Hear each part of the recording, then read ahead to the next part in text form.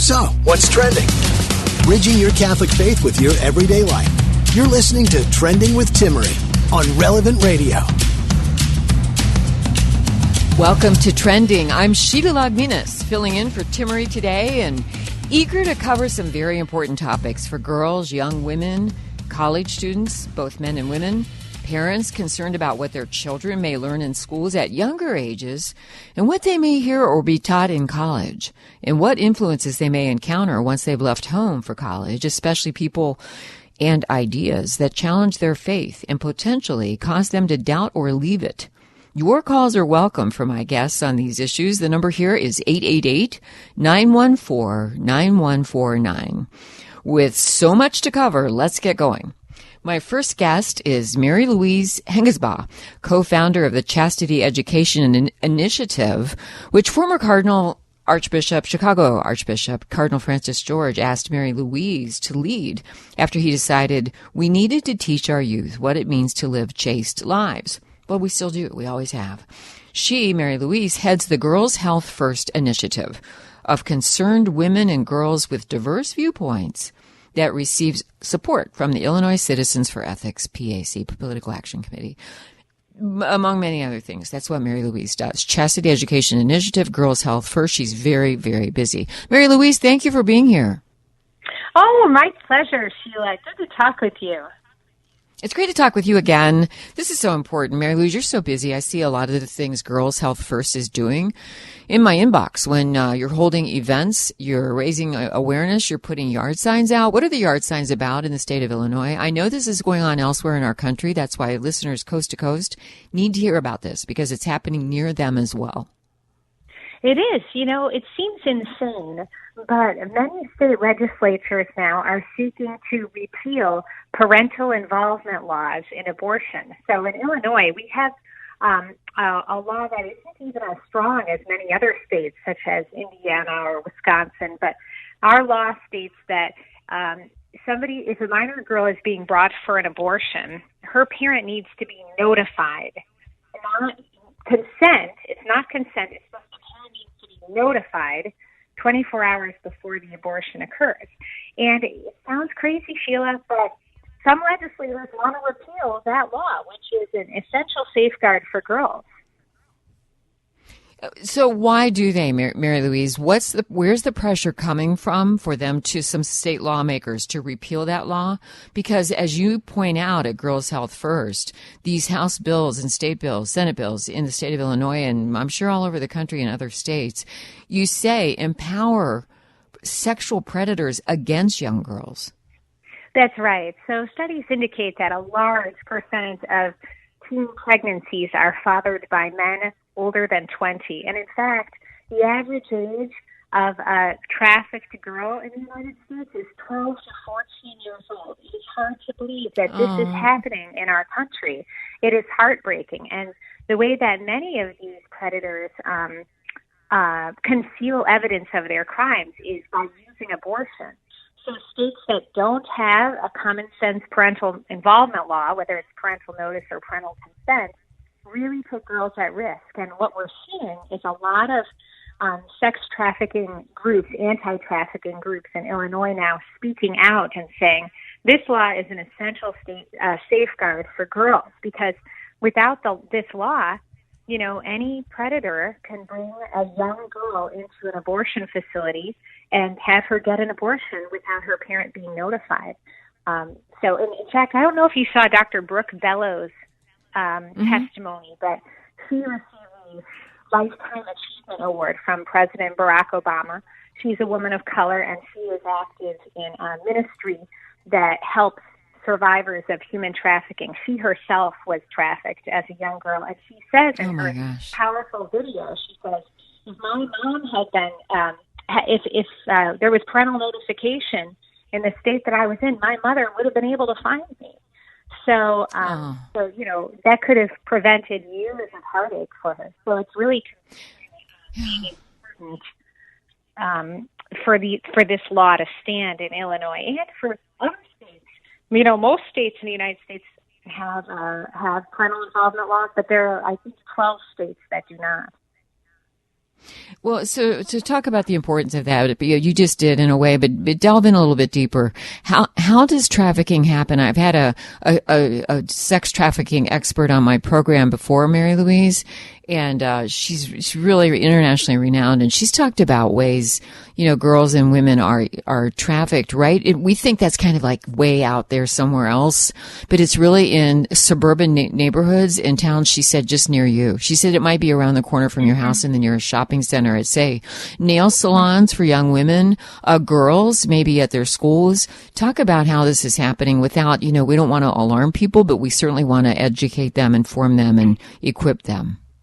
Yes. Well, Renee Paulino from My Half of the Sky, which is it's a social justice coffee shop that's in Wheaton, Illinois. She spoke at one of our Girls Health First forums, and she said that, and she is an expert in this area because her coffee shop actually employs survivors of trafficking, and she has, she works with ministries that help trafficking survivors. And what she said is that it's really grooming that, oftentimes these guys reach out to young girls on the internet, oftentimes like after school when a parent might not be around, and they sort of pose as being somebody younger, and then when the girls meet them, they're actually a bit older, but they make the girls feel special. They give them little gifts and things like that, and, before you know it, they are kind of involved in being trafficked, and they sort of feel like the guy is their boyfriend.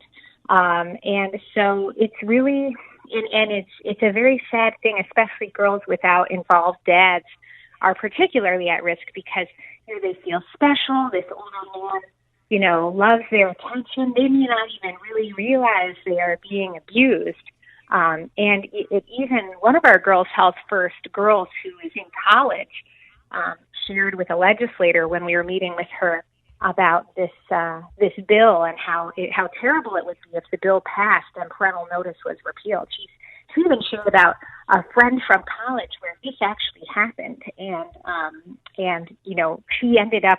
It's very tragic because her friend kind of was induced or duped into marrying this man who is basically trafficking her, which is really tragic. So this is happening to girls around the country, and it's happening in every county in Illinois. So it's happening, in your communities. And that's why it's so important to know, what your kids are doing after school and who they're with and things like that.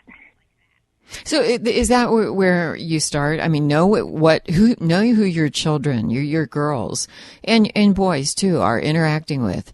Know where they are at all times. If they say, I'll be home at whatever time, I'm going out with some friends after school, going to stop by, I don't know, maybe a local cafe or something, wherever they go.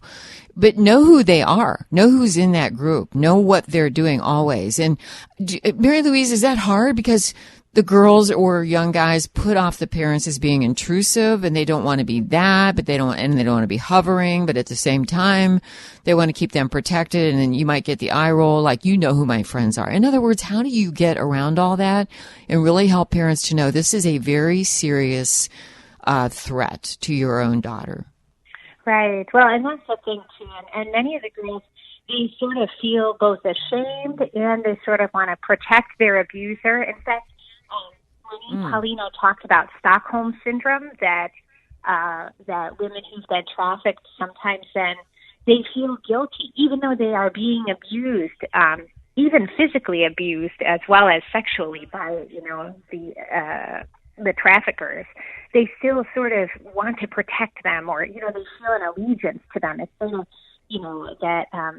that the abused victim feeling like they themselves have done something wrong, or so there can be sort of a secretiveness, a protectiveness, and so I think I think it's just really important, especially in families where like both parents are working and working maybe around the clock. Like if there's a single parent with multiple jobs, trying to find like another involved adult, whether it be a grandparent or whatever, to still be around in that evening, in those evening hours for that teenager, I think is really important because, we feel like these teens are self-sufficient. They can come home after school and let themselves in and make themselves, dinner or whatever, but they still need that love and care. They are not adults yet, and there are other people who are eager to intrude into their lives and use them. And it's just so much easier for, unfortunately, sexual predators these days when there's so much access to young people. They're out in malls. They're found in clusters together in, parks, wherever young people hang out. The things they're just out there, out and about, and especially now that people are more out and about than when we were all more shut in and locked down and not able to be in public places. They are now, and especially this summer. So they're out there, of course, in clusters, seeing their friends again, doing things with their friends again. And for those of you who just tuned in, I'm Sheila Lagminas, filling in for Timmery today on Trending with two very important guests with important information for you about chastity education, about modesty, about and who even hears about chastity anymore? That's just rendered so old-fashioned, just so outdated. While sexual trafficking is going on with children, girls and boys of very young ages, and then later on, I'm going to be talking about college students before your young people go off to college for the first time. It's exciting what's happening in some places to get them prepared to keep their Catholic faith on campus, to not give it up, to not be persuaded by people who are out there challenging the Catholic ideas and the Catholic faith. There's that too. And you certainly want that bulwark against what's going on in the culture. What's going on in the culture is also porn being looked at by very young school kids. I know boys on school buses have accessed that. Another friend told me that. My friend Mary Louise Hengesbaugh, co-founder of the Chastity Education Initiative, is in right now, which again, Chicago Archbishop Cardinal Francis George, former, asked Mary Louise to lead this initiative when he decided we need to teach our youth what it means to live chaste lives. She heads Girls Health First initiative of concerned women and girls with diverse viewpoints. However, what they agree on is that they really need to inform and equip girls and their parents how to recognize dangers and steer clear of those. Well, in our state of Illinois and in many of your states, you're facing legislation at the state level that would repeal protections put in place, such as parental notification. And parental notice in all sorts of ways really helps safeguard your children. Mary Louise, what I was just talking about, modesty, chastity education initiative. See, that's another thing. The hypersexualization of our culture these days is hitting both girls and boys. And girls are dressing in ways that are immodest. They may not want the attention that brings, but talk about that too, because this all goes together. How girls are out there maybe with their friends in groups, and suddenly here they are at young ages, sexualized in ways they don't even realize themselves, might not understand. I'm not sure how they got out of the house dressed that way, but as you pointed out, very often it's a fatherless home for one thing. But talk about the importance of modesty and chastity in dress and in actions. Absolutely. And you had asked, what can we do to protect girls from predators? And actually, this chastity education is really key because it helps girls to immediately identify what is love and what is lust. And I think that is so crucial for our girls nowadays. That when a man is giving her attention that goes beyond the bounds of chastity, that is not love. And I think that is so important because many, as young girls are seeking love, for them to be able to quickly identify, hey, if a guy is doing that to me, he outside of marriage, that is not a loving act. So he is not showing love to me. And I think that's so important. So, and modesty kind of goes hand in hand with that as well, that we want to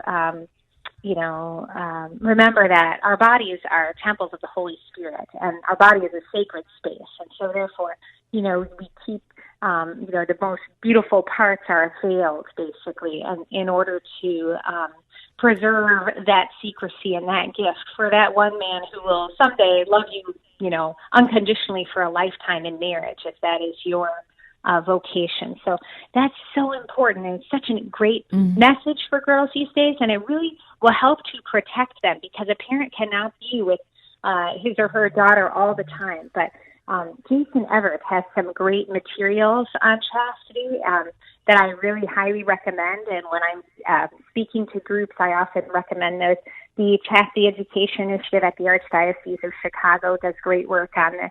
If you go to archchicago.org on the internet and look up the Office for Human Dignity and Solidarity, that is the office that has the Chastity Education Initiative in it at the Archdiocese, and they do great work and have lots of materials too. So, but yeah, I mean, and those are the types of things, like if there are parents listening right now, I recommend pick up Jason Everett's Pure Love booklet or Pure Womanhood if you have daughters, and put those in the bathroom and just leave them there. And your kids will probably read them while they're using the facilities at your house. And it's like an easy that's way. a good idea.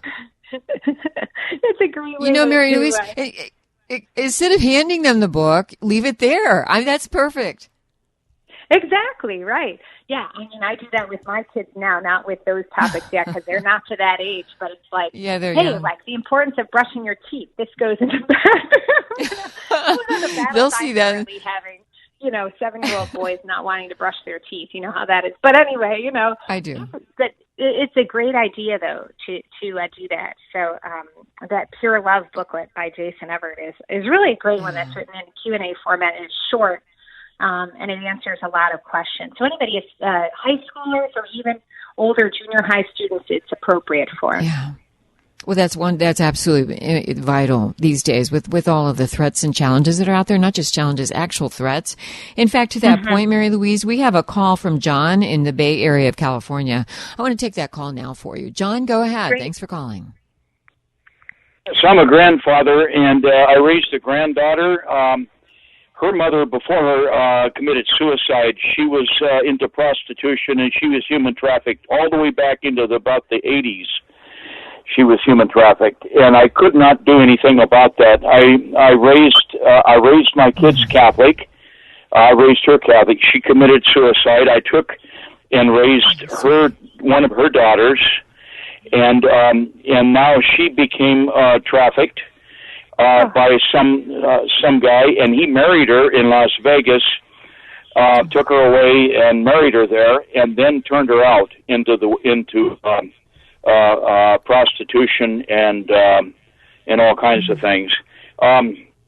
She was able to get away from that and put him away in Albuquerque, New Mexico, where he ended up with her, and he's in prison now for it. Thank God for that. But he'll be getting out, so they don't keep him in there for very long. I'm in a position with her right now where she's not talking to me because I guess I didn't give her the love she needed to let her know how much I love her.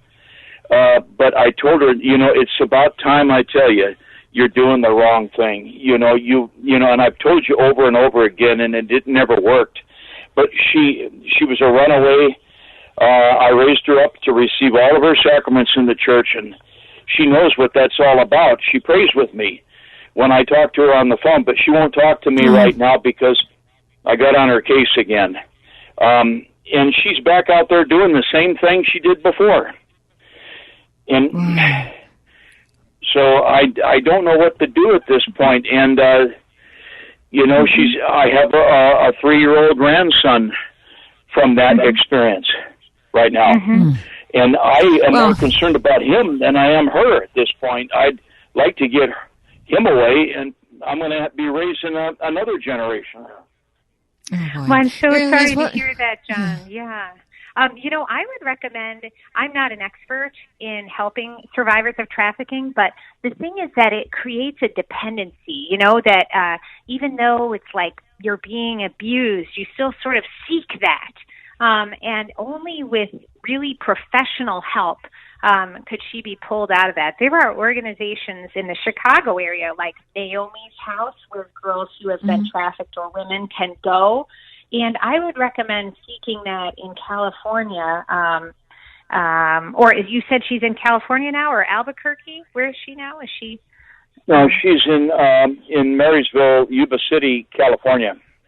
Okay, so I'm sure that there are resources there, and I would look for trafficking survivors, like for ministries for trafficking survivors, because most of these ministries are run by evangelicals or Catholics, and these are really incredible women. Most of the ones I've encountered are run by evangelicals. These are incredible women and many of them themselves are survivors who have managed to kind of step out of that, because it's not an addiction, but it does pull the person back in. So I would recommend that, for getting her in touch with them, even if she doesn't want to talk to you. This is a social group of women that she would benefit from. She's with other women who are doing this lifestyle right now, and she needs to get to see women who are on the other side of that.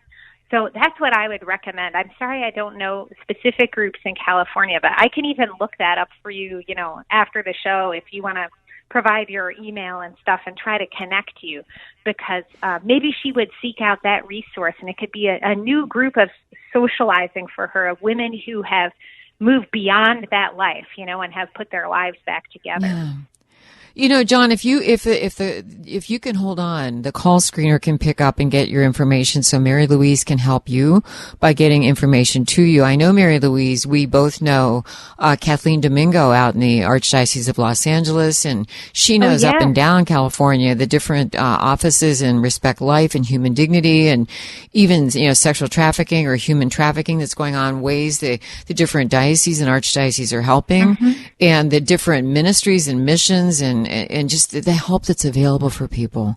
So, John, give your information, please, to the call screener, and thank you for calling. I mean, Mary Louise, this just points out clearly, we know what's going on in Illinois with the state laws. You're fighting to keep parental notification as part of the law, so parents have the knowledge of what's happening to their daughters, and they're not being taken by predators to abortion clinics, or even like, taken off to be trafficked.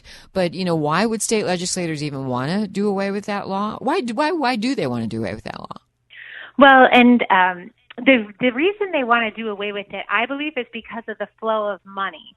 So in Illinois, we have an incredibly well-funded political action committee, that basically advocates for the abortion industry. And since parental notice has been in effect in Illinois since 2013, abortions among minors have dropped dramatically, and so that's money out of their pockets. So this Personal PAC, which is the abortion industry's lobby in Illinois, they spend more than $1 million every year on our state legislative races.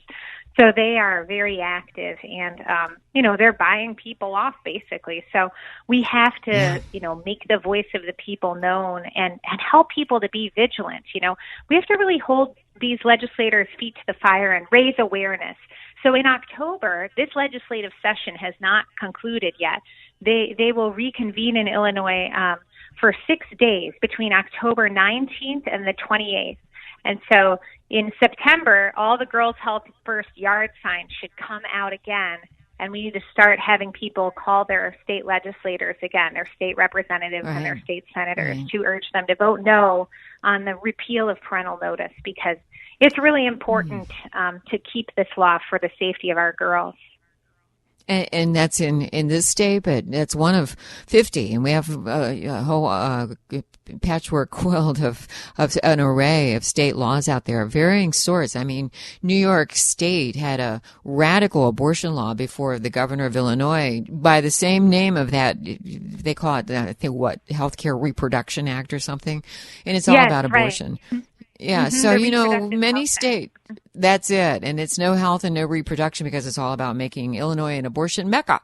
So that's what's going on out there. And wherever you are, you've got to be in touch. Thank you, Mary Louise. Thank you, Sheila. I appreciate it. And our website is girlshealthfirst.com. girlshealthfirst.com. So much there, loaded with information and resources for you. We want to be connected. We want to be educated. We want to be informed. We want to be engaged. girlshealthfirst.com.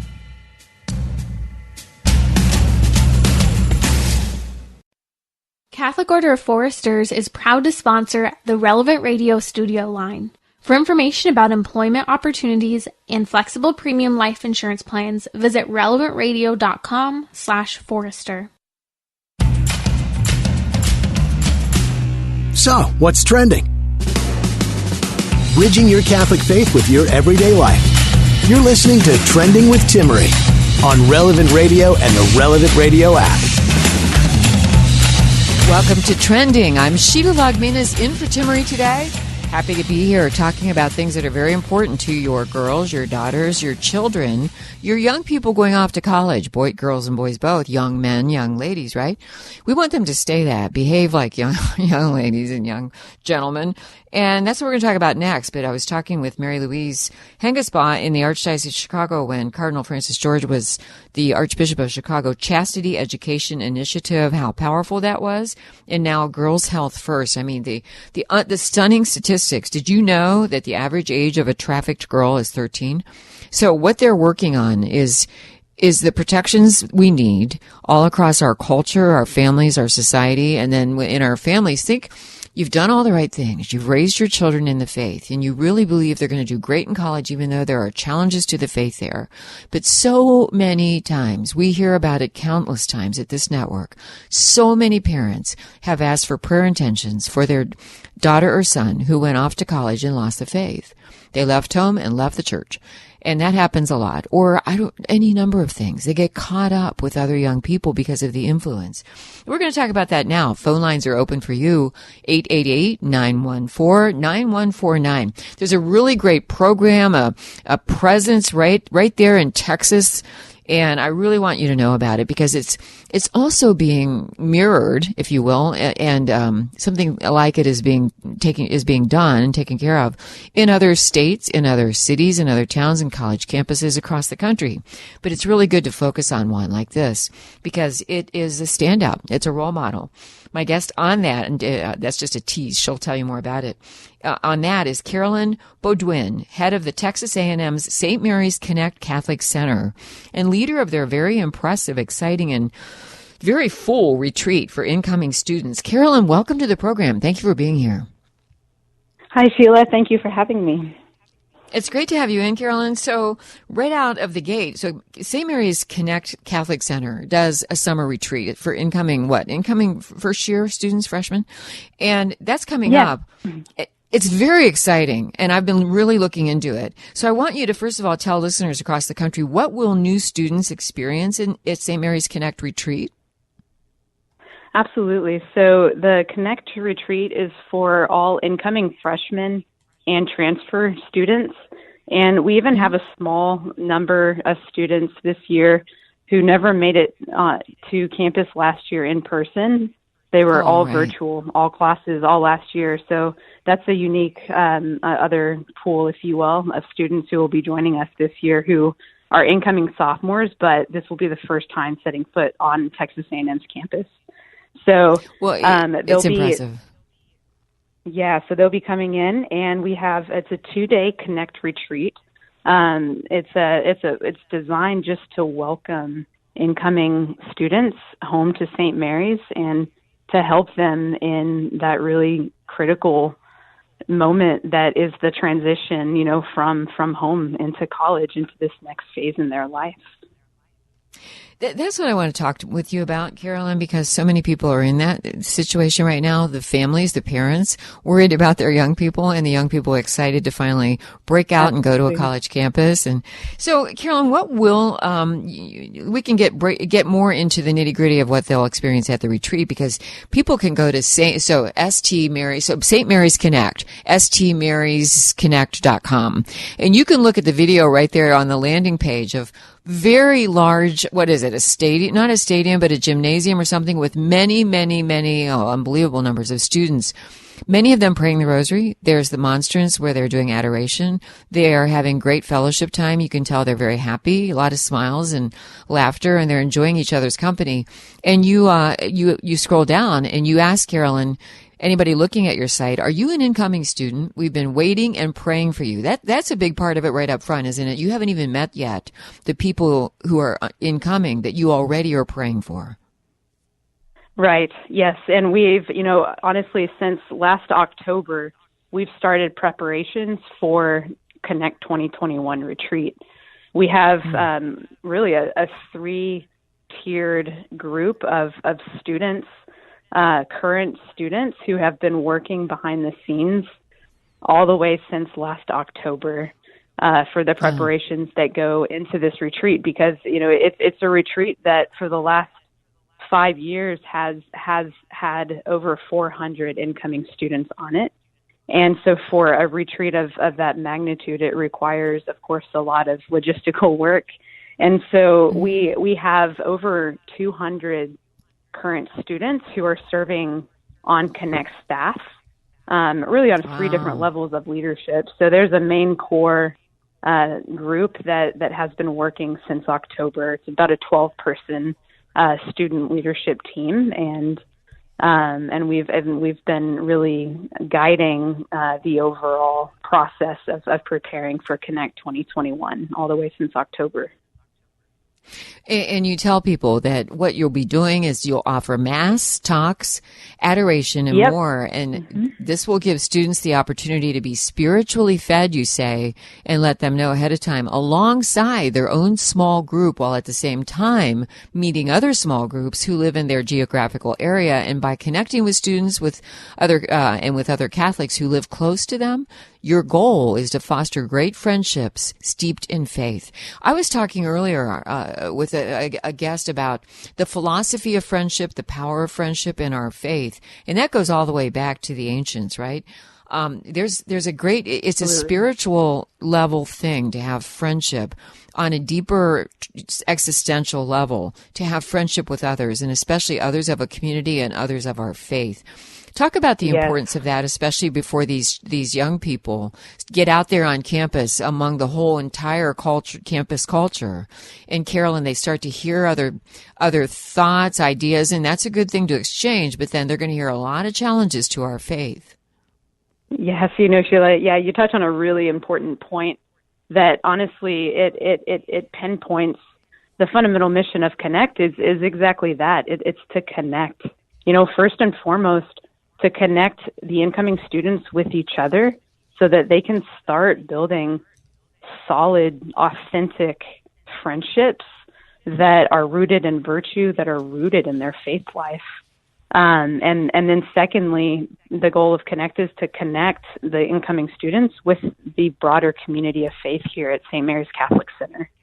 And so there's a crucial moment when the students are moving to campus, for the first time in this really pivotal moment of their lives that is this transition to college. There's a really, really crucial moment to meet them and to capture them as they're all making that transition. All the incoming students are looking to make friends, are looking for groups to get involved in.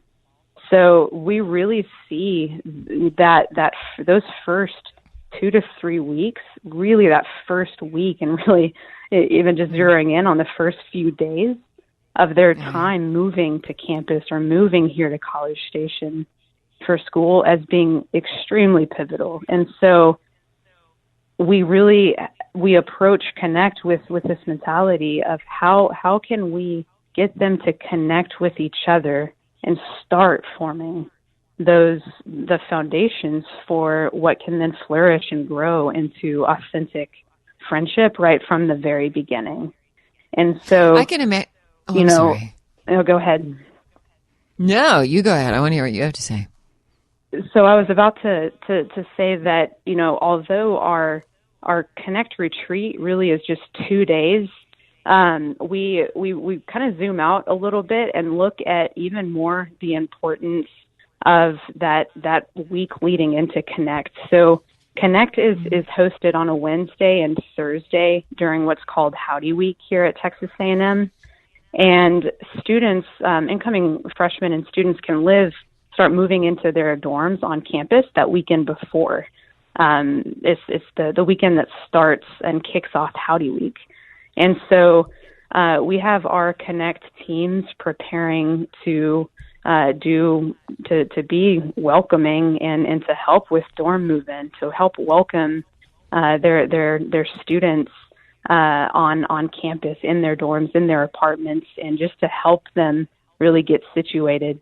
Here at St. Mary's, we have, welcome packets for all incoming students. They'll get a free T-shirt. They'll find out more about Connect if they haven't done that.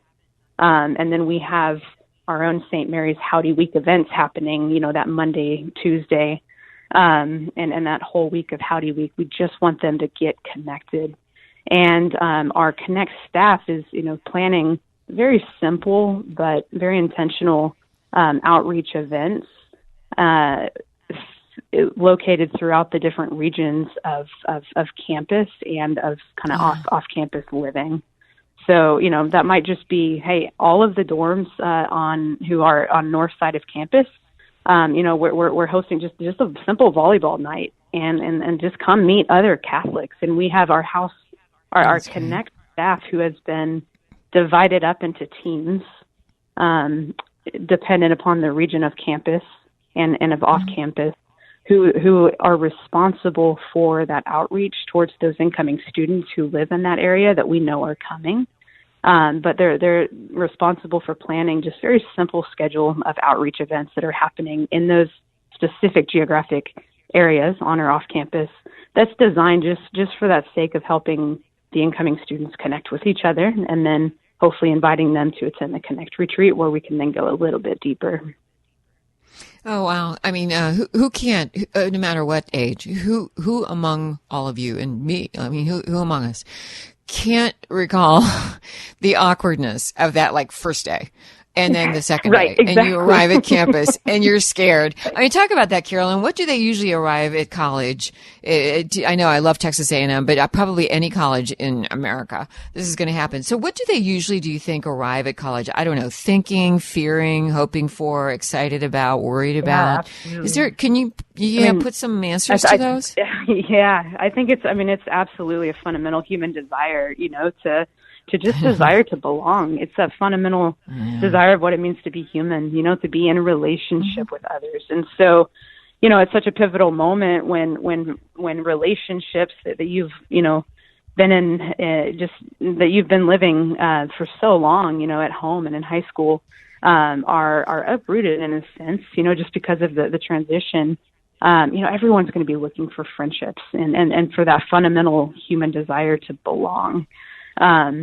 And so, yeah, I think that there's a lot of fear, that can be underneath that human desire. It's that fear of what if I don't fit in? What if I'm not accepted?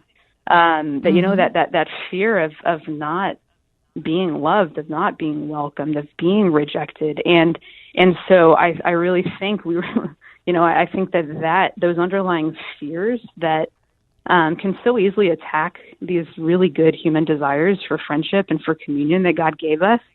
Those underlying fears can be what, drives, students in this really pivotal moment in their lives just to reach out in desperation for that human connection and friendship, and that's where they fall into just the lies that our culture tells us that college is all about. But there, on the flip side, that's what Connect is designed to do. We want to kind of appeal to those fundamental human desires for love, for friendship, for community, for life to the full, but propose just a whole nother way of living life than the mainstream secular university culture says that this time in their life is all about. And so, on that 2-day retreat, we want to ask those fundamental questions. Just help them get in touch really with these basic human desires for friendship, for real authentic life. So that at least, there can be that spark or just a simple opening of their heart, so that then when they meet other friends who desire those same deeper things, and just authentic, friendships and authentic life, then, hopefully then they can start journeying together more deeply throughout their time here. Oh, wow. You are equipping them right out of the gate. You are embracing them with open arms. You're showing them a smiling face that looks them right in the face. A lot of people don't look at each other in the face anymore.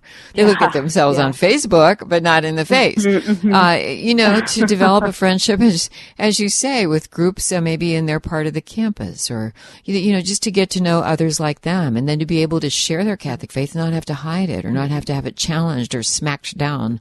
There's so much to this. Right. If you have any questions for Carolyn, we welcome them. 888-914-9149. A lot of you are parents worried very much about your young people going off to college. Maybe you're the young person who doesn't want to show that you're worried. You're excited, but you don't want to show. Underneath lurks some of that, well, I'm really worried and I've heard a lot of stories and I just hope I can, hold my own with my faith. And I know it's rough out there in the culture. Yeah, you better believe it. But they know that at St. Mary's Connect at Texas A&M. I love Texas A&M.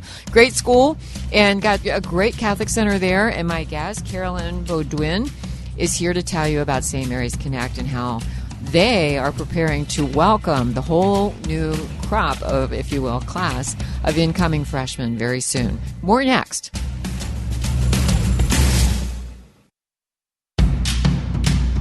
Bridging your Catholic faith with your everyday life. You're listening to Trending with Timmery on Relevant Radio and the Relevant Radio app. Welcome back. You're listening to Trending with Timmery's guest host today. I'm Sheila Logminas, in for Timmery while she takes a day off. She'll be back. Meanwhile, I'm really happy to have my guest right now talking about college students going off for the first time, and maybe they're excited, but maybe underneath and they don't want to show it. They're also a little nervous and they feel awkward, especially once they get on campus. And who among us, as I said earlier, cannot relate to that? We can all remember. We can all remember when we did that ourselves. And you want to have something you can belong to, especially if you're on a secular campus and you think, oh my gosh, people, are challenging what I believe and why I believe, and you're so backward. And then they're going to challenge our faith. And you who raised your children in the faith, you're really worried they're going to go off to college and lose it. They're going to leave home and leave the church. Well, the phones are open for you if you want to find out more about what some colleges like Texas A&M are doing at the Catholic Center there. And that's my guest right now. The number is 888-914-9149. My guest is Carolyn Beaudoin, head of Texas A&M St. Mary's Connect Catholic Center, and the leader of their very impressive, exciting, and very full retreat for incoming students, incoming freshmen. And I just love how she was explaining earlier the way they do it, break into small groups, the importance of friendship. That's the philosophy and theology and spirituality, the importance of friendship. And then how they feed off of that as the school year even gets underway with the first days, the first week, when they meet other people on campus who aren't Catholic, who are very secular, who are very cultural, may not be affiliated with any church or religion. And then they're going to find their faith challenged. Another thing I wanted to know about that, Carolyn, is Catholic students, I would think, would or should, as we all should, no matter what our ages, stand out in the culture for our what? Joy?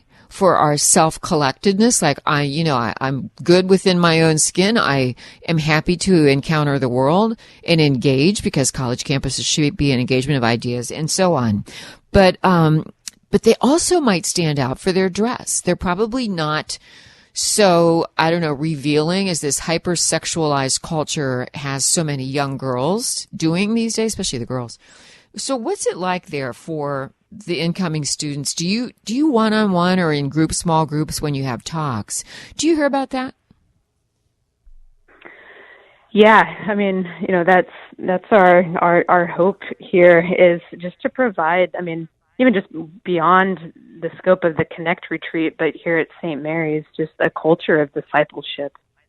What does it mean to be a disciple of Christ in every area of our lives, so that then, that flows over and just manifests itself very naturally in the way, in the way we dress, in our everyday relationships, in the student's primary vocation as a student, and so that's how, we view the Connect retreat as just a welcome home. We want you here, and we want you to be here, and we invite you into something. And that I think is, to your point, Sheila, is something really powerful about those pivotal moments of those first few, days and weeks of their move, is that power of invitation into a different kind of life than, the secular culture says that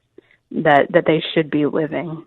And we want to invite them into that abundant life that Christ has promised us. And we want them to just experience that, because, so many in our culture, don't even know what's possible, for perhaps no fault of their own, but when they see other college students living a certain way, carrying themselves a certain way, there's this power of attraction, that Pope Francis talks about so often whenever he talks about discipleship.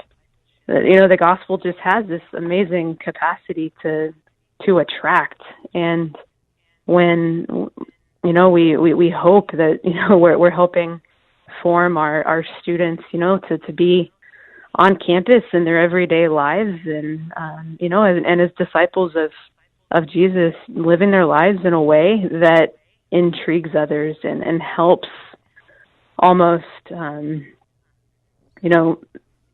help each other, like help those others get in touch with their deeper desire for a deeper longing for life. It's almost just the gospel has this amazing capacity to awaken buried desires that are here, because it's what it means to be human, That's a beautiful thing to address with them right off the bat, right out of the gate, right as they arrive, because what it means to be human, they're going to encounter other ideas about that in their classrooms or on campus, among others, and they have very different ideas altogether about words we know well, such as freedom and compassion, and choice means to us. Yes, choice means to us. God gave us a free will to choose the good, the true, and the beautiful, and what constitutes those things are not just a matter of opinion. It's just set. So they probably hear that and learn that, and they feel really solid, hopefully, that they're coming in and getting imbued by in this Catholic setting before they get imbued in the Catholic culture. Carolyn, since your program, your 2-day retreat, Catholic Connect, since it involves so much, I don't know how you can all cram all this in 2 days, but you do a marvelous job. Since it involves, rosary, your student leaders can lead that, or your team leaders can lead that, and all the communal prayer in group and so forth. But it also involves the Mass and then adoration. That means priests.